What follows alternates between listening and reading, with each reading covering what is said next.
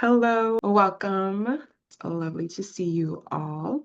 Thank you for joining us this afternoon. This Lunch and Learn program is the next installation in our series of 6, hosted by the New Jersey Birth Equity Funders Alliance, also known as NJBEFA. My name is Joni James, and I'm so happy to be here with you all for this session. The Lunch and Learn programs are an extension of NJBEFA's commitment to strengthening the impact of community-rooted leaders and organizations, and particularly those working to ensure safer and more joyful birth experiences for Black, Indigenous, and Latine families here in New Jersey. To give you an overview of this session in a few minutes, I'll be turning it over to our presenter for today, Dr. Aza Nedhari. Dr. Aza is a passionate health educator, bringing 20 years of experience in grassroots advocacy, reproductive health and justice, and program development. She is a mother, a licensed certified professional midwife, licensed graduate therapist, and the co-founding executive director of Mamatoto Village. With that, she will be leading our session. As a note, following Dr. Aza's presentation, we'll have a brief moment for Q&A. So if you have any questions during the presentation, please don't hesitate to drop them in the chat so we can start with them as quickly as possible. After the Q&A, we are asking for your participation by completing a short survey with your feedback, and we'll utilize this to be able to ensure that the programs we bring you in the future really meet your expectations. From there, we'll wrap up and try to keep everything contained in this lunch-ish hour. And with that, I'll turn it on over to Dr. Aza. Thank you. Welcome, everyone. So I'm so excited to join you today for this brief lunch and learn. We are going to really focus today's conversation on expanding how we understand capacity in social change work. And definitely a part of this dialogue. So thank you. So from bean pies to fish fries, we are going to be talking about reframing capacity as resilience. Next slide, please. So as we just get started, just my considerations around honoring my effort. What I am sharing does build on 7 years of my doctoral studies and was the basis for my doctoral capstone. So I do ask that you not take any screenshots. If you do have questions, please feel free to reach out after or put them in a chat. Stay present as much as possible, knowing that there are always distractions and things that are competing for our attention, but please take care of yourself if you need during this time. And be curious and open to the information that's being shared. I hope that something resonates with you. And then lean into the stretch. Sometimes things causes discomfort the first time we hear them. So just really lean into it, inspect it, honor it, and create space for really expanding your thinking, your way of practice, and your being. Next slide. So why are we having this conversation? Well, to reframe capacity within social change work, we really want to move Aza, can you hear us? I don't know what just happened. I apologize for that, but drop a word in the chat that describes what resilience looks like in your community. Okay. And so what does resilience look like in your community? All right, next slide. Thank you. Collective resourcefulness, relationship building, right? Knowing that that's going to look a little different in each space and place. And so we can move to the next slide. Thank you.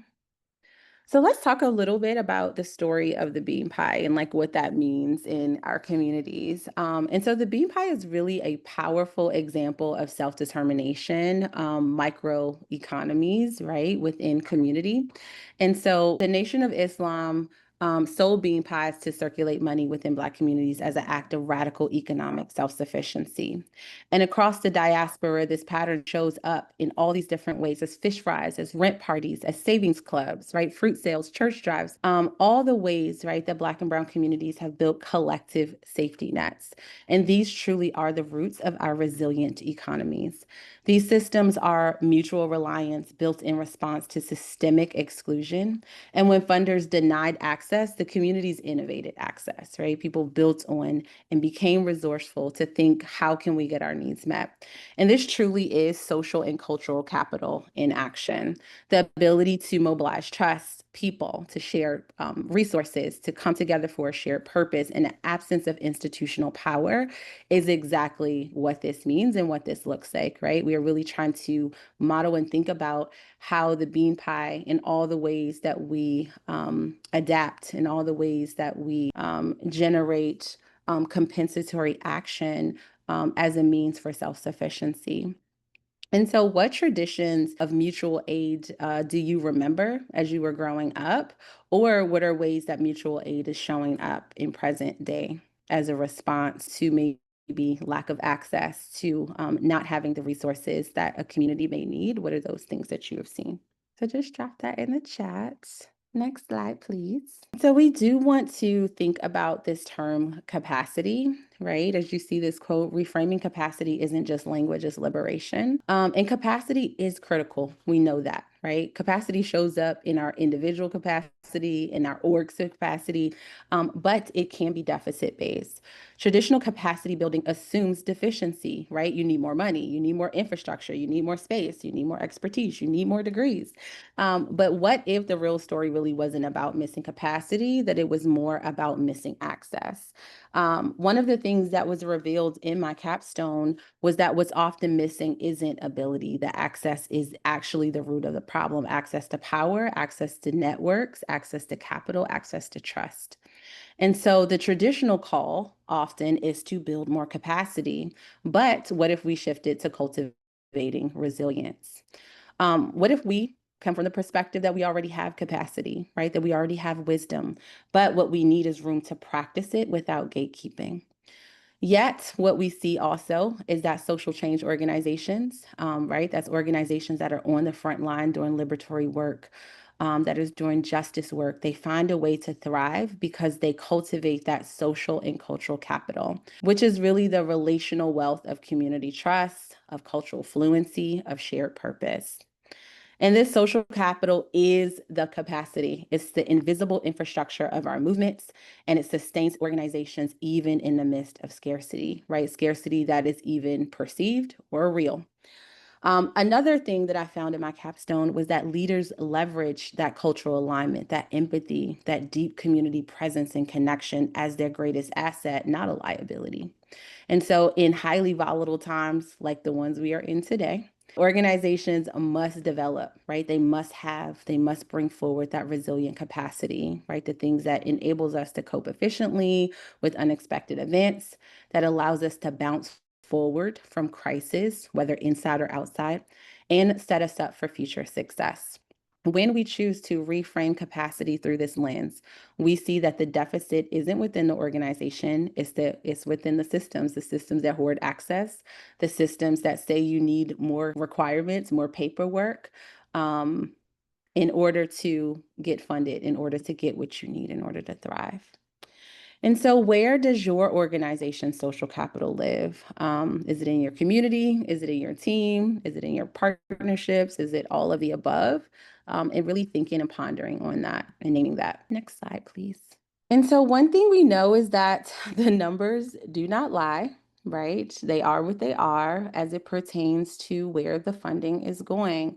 And how especially social change organizations, especially Black-led and serving organizations, are impacted when we think about capacity and resilience. Less than 8% of all funding goes to Black-led or serving organizations.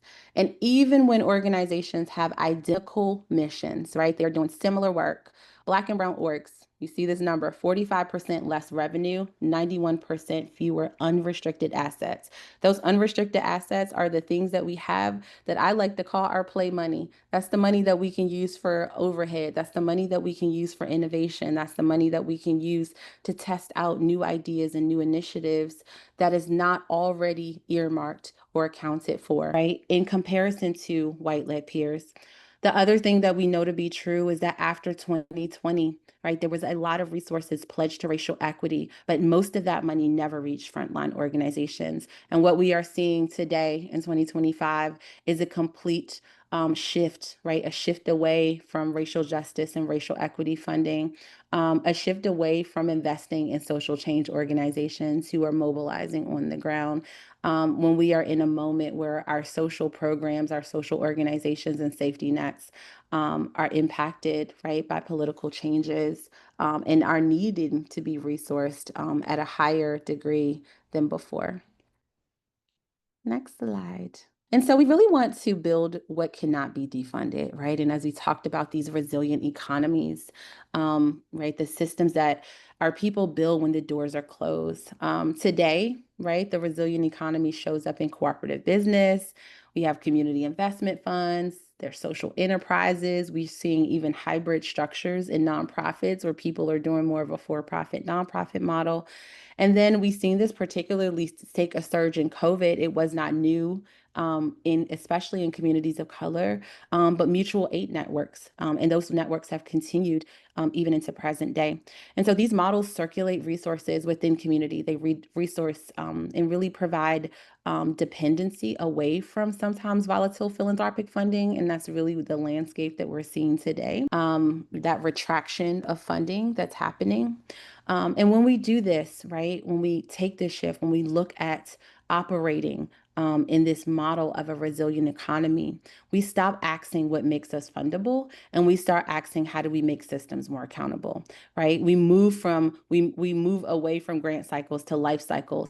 That means that we are looking at where our organizations are at each stage of development and resourcing them appropriately.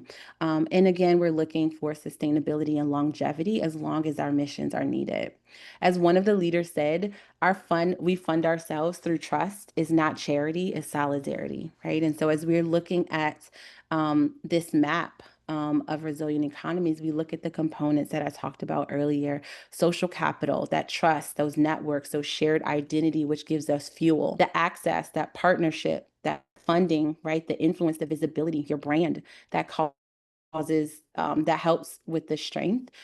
That collective care, which we're going to talk about next, that's organizational wellness and mutual aid and the sustainability of our leaders, right? This is the sustenance. Then that resilience piece, right? That's our adaptability, our longevity, our thriving communities. And as we see, it loops right back to social capital through this engagement and this storytelling, right? And we're just continually moving through this cycle. But this cannot be defunded, right? We cannot take away the fabric and the structure and that act of helping that has always existed as an act of an act, I think, of revolution for our communities, like throughout time. Next slide, please. And then lastly, we have collective care, as you've seen in the previous slide. Social capital builds access, but collective care really preserves that. And in social change organizations, care isn't just kindness, it's governance, it's our organizational development strategies. Collective care means that we take care of each other as policy, not just as a reaction to something happen. It's self-care that's institutionalized, not just something you earn, right? Not just something that you have to do something in order to get. It's really coming from the fundamental premise that it is truly a right that we all deserve. Collective care transforms survival into sustainability, into thriving. And so as we look at how this shows up within our organizations, when we go back to like those resilient economies in our organizational setting, we have to have these things in practice in order for those things to be real. And so just some examples, right? What are our policies, our wellness policies, our leave policies, our parental benefits, our mental health benefits? How are we instituting these things as acts of care? Are we given holistic performance reviews that shows interest in the employees' goals and their aspirations beyond what the organization can offer? Right? And so it's not just about the transaction between productivity of this employee. We're really looking at them as a whole person and investing in their goals and dreams outside of the organization's doors, knowing that what we pour in, that gives them more potential and capacity, right, to do more for the broader community. And in turn, we all benefit. It's also the way that we show care through our benefits, right? Through equitable compensation and transparent salaries, an intentional benefits package that really meets the needs of the people within your organization. it's rest periods, right? Not just having people burn out so that they can no longer be resilient, that we are then diminishing that resilient potential and capacity when people have nothing left to give. And so one example I want to lift up is like in my own organization, we do radical rest, right? So at the last 2 weeks of the year, we shut down. The organization is closed. We send everybody home, even for that beginning of the month, right? It's a whole telework month. And then we go into that radical rest period and giving people time to wind down and then gradually wind back in. We transition. But all of these, right, is really helping to ground that care isn't a luxury, that it's a strategy, and it's really how we sustain our movements, is how we sustain these resilient economies. And so I really want you to reflect on what are the practices of collective care within your own organization, and where are there opportunities to do a little bit more? How do those practices align with your own values within the organization? And are they truly meeting the needs of the people who are doing the work? Next slide. Really reflecting on like what are you carrying forward, right? So really thinking about what is something you can kind of commit to? Like, what are you taking away from this conversation? What resonated with you? And really remembering that we do come from a people, no matter who your people are, right? But we come from people who made a way. And we really want to continue that legacy in our own resilience, and really remembering that we are all born with resilient potential and capacity, and keeping that at the front. Thank you. You can go to the last slide. And so if you do want to connect with me, or have questions, you can feel free to reach out to me on any of these channels.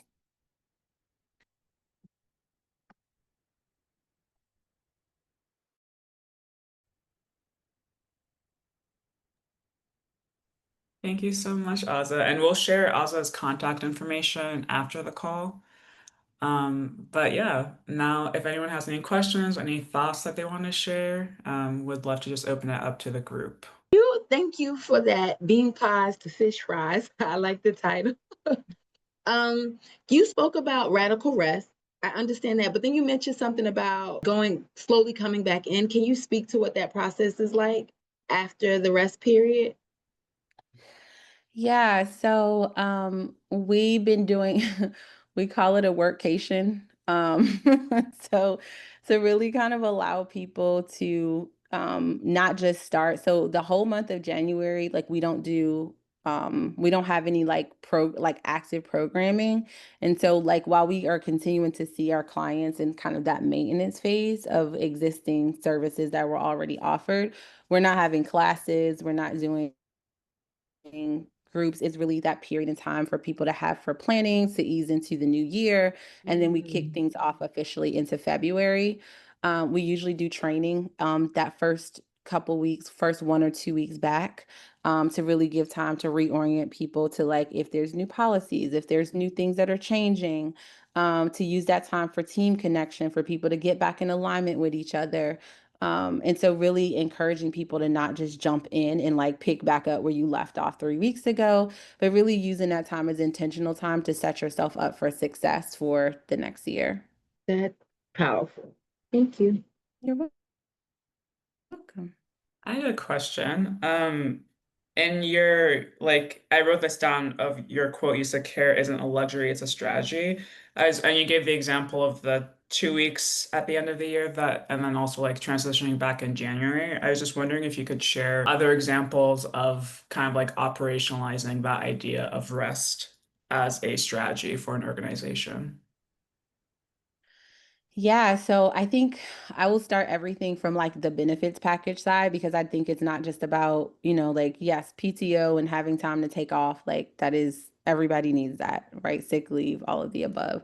But it's even things like, knowing that Black folks don't have wills sometimes, we don't have life insurance, like that is a thing, and being intentional to be like, we have to have benefits that educate on like, let's give you some life insurance, right? The company will cover this amount, you put in this amount, but this is important for you and for your family.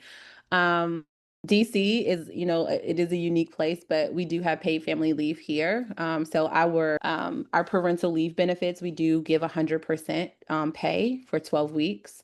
And we match like the district. And so DC will give the employee like a certain amount, and we match that amount to keep them at 100% of their salary. Once they are ready to return, once they come back to work in that month 4, it is like they can telework more days in order to allow them to transition back with their babies, but the babies are welcome in the office until the babies are 6 months old. And so we do put accommodations in place to really support that employee transitioning back after being a new parent, which really goes into like how we show up to care, right? So we want you here as an employee, but you're also now in this new role, as a parent, or maybe becoming a parent again, and really thinking about the ways that we can ease that transition for you. Our We don't do like a traditional like healthcare situation, but the way that it works is like we give the employees like a credit, for example, like every month, and that credit can be used for whatever. You can use it to pay your premiums, you can use it, and it's reimbursable to the employee 100%. So if they want to go get a massage, go get acupuncture, go get chiropractic care, all of these things are still covered underneath this like credit.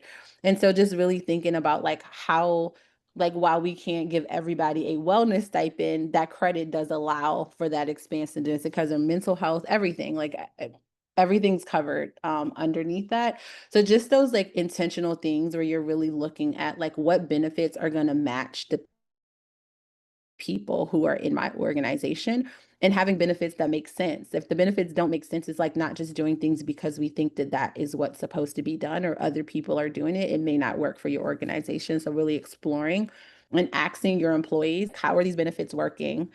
If they're not working, what would you like to see more of and why?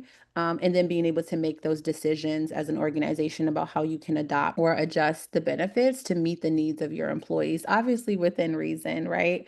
But being able to do that. And sometimes you may not be able to do all the things you want to do right away. Like we had to grow into the benefits that we have right now. But there were things that we knew that we really wanted, and there were things that I felt really strongly about. And I'm like, okay, we're going to put a timeline to like be able to get here to be able to offer this benefit. How much is this going to cost for us to do it? And then once we roll it out, let's make sure that there's education and there's checking in with employees to ensure that they can use it.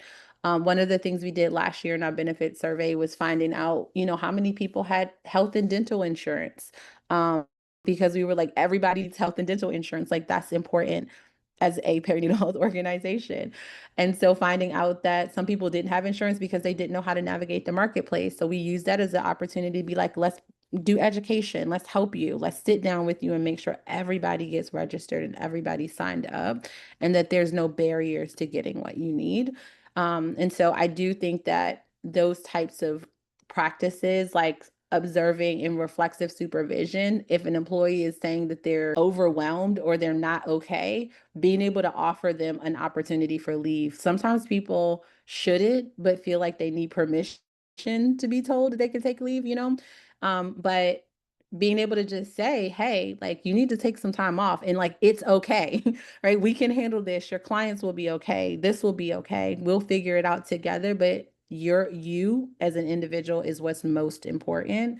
So I do think that all of those things, we do a fourth Friday at our organization. So every fourth Friday is a half a day, but it's also a day for like staff enrichment, staff development. Is very personal. It's not about work.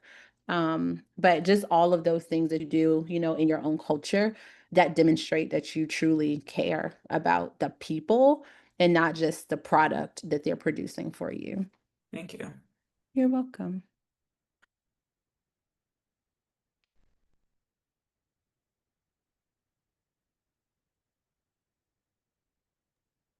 Can you speak to how you diversified your funding to support such policies? Well, it's been 12 years Mhm. of really trying to build relationships, really stressing that equitable compensation was important, and is a core like value for me personally, and transparency. And so there's just things I'm not willing to do in terms in if it would impact how I'm going to be able to like pay our staff and like provide what they need. But it has just been, I will say, just a lot of effort around building relationships and trying to articulate the value and the impact of our services, because but yeah, it's been a lot of fun, a lot of individual, a lot of foundation, a lot of going out and speak different places. I think a big piece as an organization is like you have to tell the story of your impact. You have to be like that brand ambassador for the organization. And I will say one of the things I was like randomly reading something, I think it was like Nonprofit Times, but I can't remember. And the article was about like successful nonprofits, and like, you know, they were featuring a couple different ones, and I was reading kind of the interview. And one of the things that one of the people said was that what made them successful was their investment in comms and development. So I was like, maybe I should take that approach. So we did and put a lot of investment in building up comms and development, and it has yielded great results. And so being able that brand visibility is huge. Like it is, I think, underappreciated in the nonprofit sector. Like you really do have to have a platform to tell your story. And I think the more like visibility does translate into dollars. Like if people see that you're out there, they see that you're, you know, a go-to resource, that starts to build public trust for your work. But that's one of the things that we did, just, you know, one of the strategies that we took, and a lot of strategic planning. I wanted to say thank you so much, Aza. I know we're nearing time, so if Yeah. anybody has any final questions, comments, if they can come off mute or just drop it in the chat. But I wanted to say thank you for just reframing collective resiliency. As someone who is Caribbean, I grew up, you know, watching my mother, my family, they played susu, and that's the collective money pooling. Someone cooks dinner enough for everyone, and then they drop it off every other Sunday. There is this collective burden sharing, which I think is very, very important to highlight, given that there's a lot of real changes happening, given with WIC and SNAP. And so how do we navigate and move back to, as you said, something that cannot be defunded and is not impacted by volatile philanthropy or just an entire government prolonged shutdown? So very, very grateful, and gave me much to reflect on and also consider in my own work. So many, many thanks. Yes. Thank you. Have a good day, everyone. Nice to see you, as always. Bye. Thank Wait, you, everyone. we have Thank you for the short presentation. poll. Oh, And then Oh. going to wrap this Okay. up. Yes. Yeah. Well, again, thank you so much, Aza. This presentation was great, and I think gave us everyone a lot of food for thought in terms of like how to sustainably create resilience for their organizations and ultimately their communities as well. So thank you for joining us today, for leading this Lunch and Learn, and thank you all for attending. As Joni mentioned in the beginning of the session, there's a short poll that I just launched just to share some feedback for us as we continue going through the series to help us improve this programming. So if you could just take a couple of minutes before you head off to the rest of your day to complete the survey, we would really appreciate it. But yes, when we send out the follow-up email, we'll be sure to include Aza's contact information in case you have any questions or any thoughts that you want to share. So we'll be sending that out sometime next week.